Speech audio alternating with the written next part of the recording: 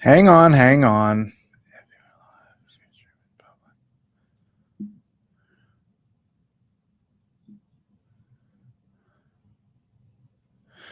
Forget it. All right. Hello, everybody. Here we are. I don't know if you can hear me.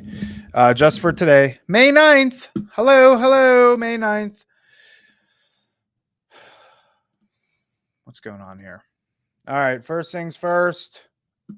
Info at realrecoverytalk.com. Info at realrecoverytalk.com. If you'd like to reach out to us, we're on Spotify. We're on Apple Podcasts. Feel free to reach out to us. You could always reach me, Tom, at realrecoverytalk.com. And you can reach Ben at realrecoverytalk.com and info at realrecoverytalk.com. And that will basically go to myself, Ben, and Dr. Tambini. Right, Ben? Yes, sir. You ready? I'm ready. All right, here. All right, just for today. Daily Meditations for Recovering Addicts, May 9th. Write about it. We sit down with the notebook, ask for guidance, pick up our pen, and start writing. When we're confused or in pain, our sponsor sometimes tells us to write about it. Though we may groan as we drag out the notebook, we know that it will help. By laying it all out on paper, we give ourselves a chance to sort through what's bothering us. We know we can get to the bottom of our confusion and find out what's really causing our pain when we put the pen to paper. Writing can be rewarding, especially when working through these steps. Many members maintain a daily journal. Simply thinking about the steps, pondering their meaning, and analyzing their effect is not sufficient for most of us. There's something about the physical action of writing that helps to fix the principles of recovery in our minds and hearts.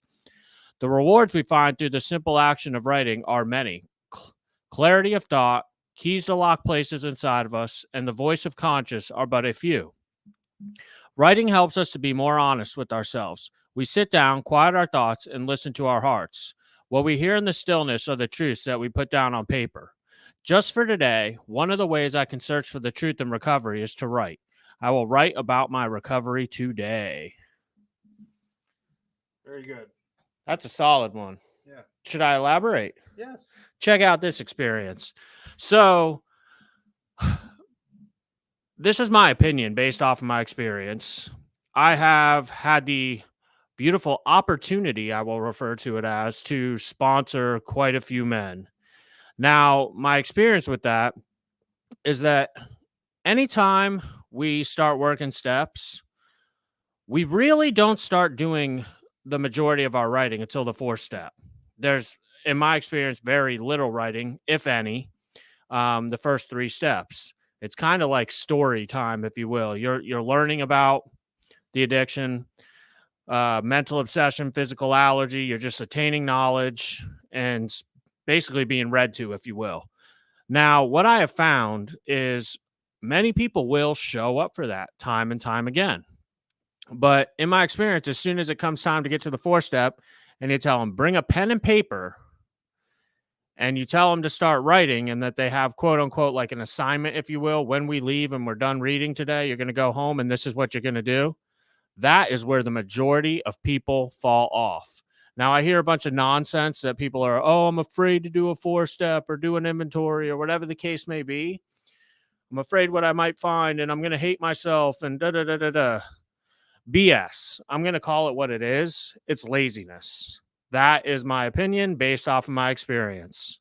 Now, the reading was talking about the ability to be honest with ourselves. Another thing that I've gathered out of my experience, and I'm just using the 4-step as an example, which is writing down your personal inventory. When my sponsees write down their personal inventory and it comes time to do a 5th step, what I find a lot of the times, and I let them fall right into this trap, they'll start reading like what the people did to them and what their part was. And what ends up happening is they're not actually reading. They'll like look at it like it's like notes, and they'll start adding on and justifying and not reading what they've actually written. Now I'll look at them and I go, no, stop right there. Read exactly what you wrote down. Don't add any fluff. Because the fact of the matter is that when you write something down, I can talk all day. Writing takes more effort. So I make it short and I get to the point when I'm writing. That makes sense? Mm-hmm. So the truth tends to be there, where if I just talk all day, I end up whether intentional, unintentional, consciously, unconsciously, I start justifying, I start elaborating. Well, it happened because of this, because of that, and I should put in this point and that point. No, read exactly what you wrote down, because the truth is concrete right there in the shortest version. And that tends to be the pattern that I see. When things are written down, it tends to be the closest thing to the truth, because we are very capable of being dishonest with ourselves. And I was taught you can't spot self-deception by yourself. If you're lying to yourself, how do you know you're lying to yourself? You don't. Some people will say something like, oh, I get this funny feeling in my stomach. No, you're not hearing me. If you're lying to yourself, how do you know you're lying to yourself? You don't. It's impossible. Someone like me needs somebody else to point it out. But getting back to the writing part, the truth is in the writing. It just is what it is. I'm going to be less likely to justify and over explain things. There's the truth right there in black and white on paper. And that's kind of what I got on the writing thing. It also gives us time in our day where we're actually sitting down, and you got to concentrate on writing. Like, you have to focus on that pen and paper, and you're, in my opinion, consciously putting more effort, and you are focused on one thing versus like multitasking. Maybe I'm like scrolling through my phone thinking about my inventory. Like, that's not the equivalent to giving something all your attention and focus. That's what I got. Thanks, Ben. That was good. Yeah. Thank I like you. that one. Do you? I could tell. People are lazy, dude. Yeah, people are lazy. They'll call, let me Oh, say here something. we Yeah, go. but Go ahead. well, you gave me the chance and you weren't talking.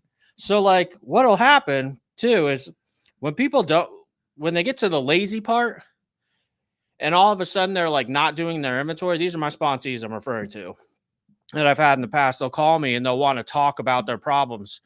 They'll tell me their problem. I'm like, they're like, what's the solution? What do you think I should do, Ben? I'll just look at them, no matter what it is, be like, do your 4-step. They're like, no, I'm asking about this situation. I'm like, yeah, do your 4-step or do your 10, 11-step inventory, whatever the case may be. And they just don't want to do that writing because it takes effort. I digress. I'm going to go off on a tangent here because it drives me crazy. All right. Well, I'm going to intercept it before you go off on this tangent. Okay. Good job, though. That was Thanks, good. I don't dude. have anything to add. I think writing is very important.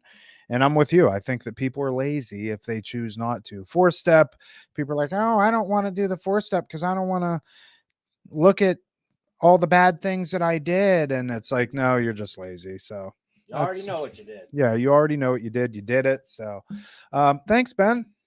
Thanks, Tom. Yeah, no problem. Beautiful May 9th. May 9th. May the 9th be with you. That's supposed to be the 4th. Yeah, no. That's All what right. happened. Thanks for joining. info@realrecoverytalk.com. If you'd like to reach out to us, we're on Apple and Spotify. Feel free to reach out. Tom at realrecoverytalk.com. Ben at realrecoverytalk.com. And ultimately, we want to help you turn your mess into your message. We'll see you later.